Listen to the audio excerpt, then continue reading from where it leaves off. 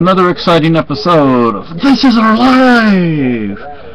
This is a little walkie-talkie, a little two-way radio. And this is a pen. Anyway, so I was going to talk about guns, gun violence, things like that. Now, I'm not a fan of the NRA because the NRA is sanctioned by the United Nations, which a lot of people don't know.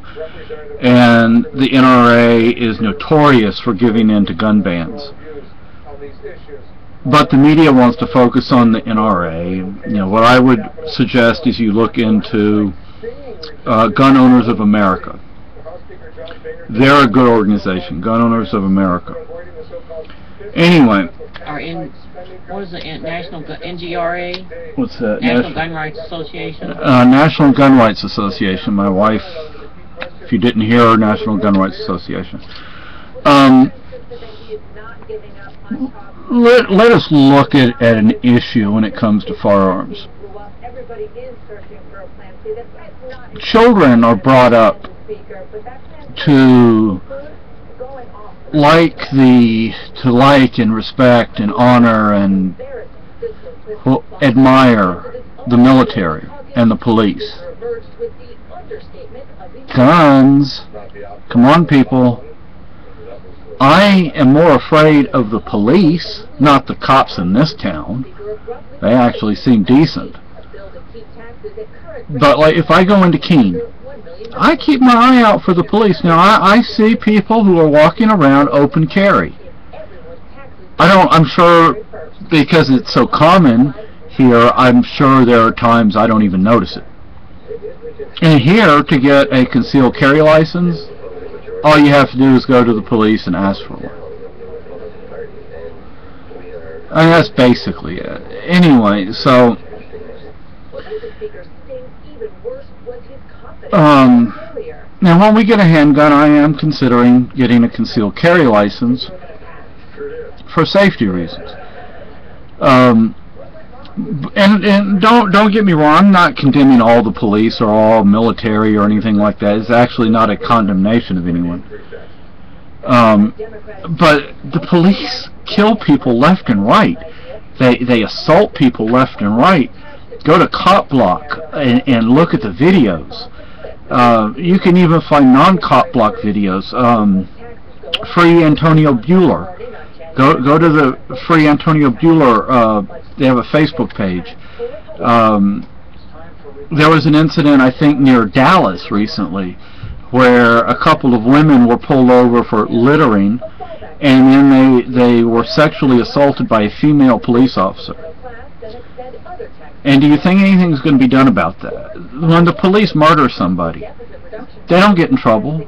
I used to know someone in Texas whose nephew was murdered by an off-duty police officer, detective. I think he was like a 20-year plus veteran of the force, and his son, who laid in wait, which is illegal. If somebody comes barging through my door and I pull a gun and I shoot them, that's self-defense. Now, if I get on top of the roof like he did, and I just wait for somebody to come by to do something to the car, that's not right. You know, that's laying in wait. That's setting yourself up to do something.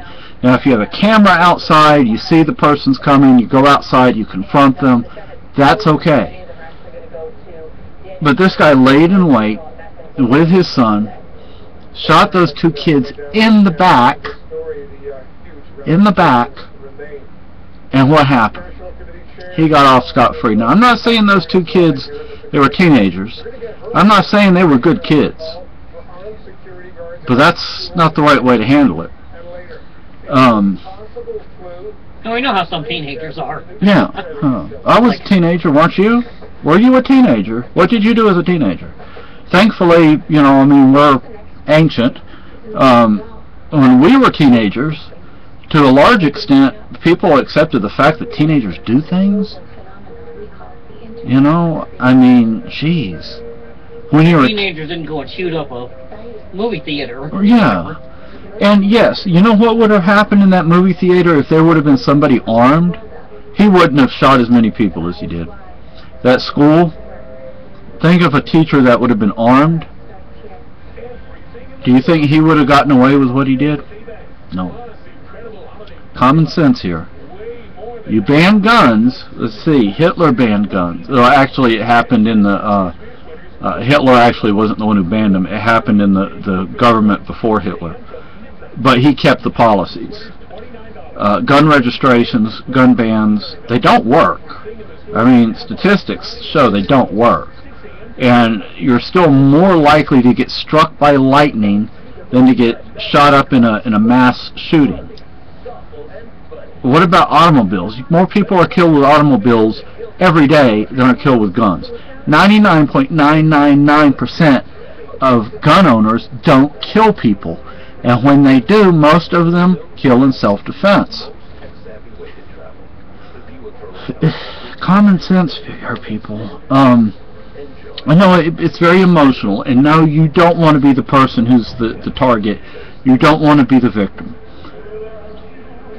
But you set up gun-free zones, and the criminals know where to go. They know where to go. They go where there are probably not going to be any guns. Gun violence in England, gun violence in Australia have gone up. Set up gun-free zones, like putting out a welcome mat for them. Yeah. If you didn't hear her, she said making it a gun-free zone is like putting out a welcome mat for these people. Look at what's that country? Switzerland. Look at Switzerland. Virtually everybody has a true assault weapon. This rifle right here is not an assault rifle. This is not an assault rifle, people. This is an AR-15. It is not an M16. It is not an M4. This is an AR-15. Okay, it's not fully auto. It doesn't have burst fire. It has single shot. That's it, single shot. Not burst, like with 2 or 3 shots at a time. Well, I think burst is 3 shots unless it's changed. And it doesn't have full auto. And full auto on something like this is not very good anyway, because the gun's going to keep rising as you fire. We also have a single shot rifle up there, which is a bolt action. I wish we had a more accurate long range bolt action like a 308 or something even a little higher than a 308. 308 would probably be the best though. Now, yeah, one thing I do support is better mental health care. People have a hard time getting that. And look, I'm going to give you an example in San Antonio of Center for Healthcare Services. You have a 10 a.m. appointment. You go in, you register, you sign in, say you're here. 4 o'clock comes around, you still haven't seen the doctor. 4:30 comes around, you get to see the doctor, 3 minutes, in and out. They don't give you the medicine that you need. They give you the medicine they're told to give you. That's not a doctor practicing medicine. Okay, that's not good mental health care. You need a psychologist, somebody to talk with to help figure things out. That's hard to find. Okay, I mean, you can find it, especially if you have private pay. If you have private pay, you can find it, but if you're poor, it's going to be harder to find. I'm not saying you can't find it. What you're finding if you're poor is not real mental health care. Real mental health care, you can find it in private pay sometimes. If you're lucky. Yeah, if you're lucky. But I'd rather go private pay than government pay. But if you're poor, you can't do private pay now, can you? Probably not. At least you can't go very often. And sometimes you need to go often. Sometimes you have emergencies and you need to go right away. And if you're government pay, you may not be able to do that. Another problem with government, like Center for Healthcare Services, government mental health care, is they want to make you dependent on the system. And that's not good. You need the system when you need it, and you need the system for as long as you need it. they should try and help you become independent, and that's not what they do. They try to make you dependent. So if you look at all these incidents with guns, and when the person has been stopped, who stopped them? Usually a civilian with a gun. There are actually many incidents where there have been mass shootings and a civilian with a gun stopped the perpetrator. But they don't tell you about that. If you actually go back and research, you'll find an awful lot of that. Other times they kill themselves.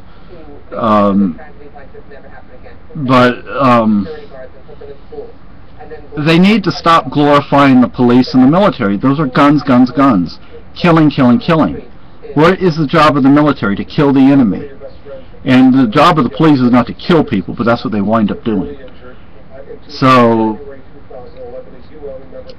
more armed people is what I propose, and better mental health care. And stop glorifying violence by licensed murderers. Yeah, licensed murderers like the police and military. I mean, there are so many incidents like that. What about drone killings of kids all over the world on the word of one man, the president? I mean, you're going to approve that? You do that, of course you make somebody your enemy. The parent of that child is now going to hate you and try and do something to you. So, stop glorifying this stuff. There was actually a drone pilot, they're on the land somewhere, and they could be over here in the United States. Well, the drone they're flying is on the other side of the world. There was a drone pilot recently who left the military because he killed a kid. And he feels very bad about that. But how many more don't? How many more? If your neighbor gets mad at you and decides to turn you into the government, saying that you're a terrorist or something, and you're not. Yeah, and what recourse do you have? If you really think the justice system works, it doesn't. Too many incidents If where your neighbor gets jealous of you because you have too much food or something. Yeah, they want it, or they're mad at you. I'm going to tell you an incident. In World War II, George McGovern, for those of you who know who George McGovern was, rest in peace, he was a bomber pilot, and they had been on a bombing run, and they had a new guy in the aircraft.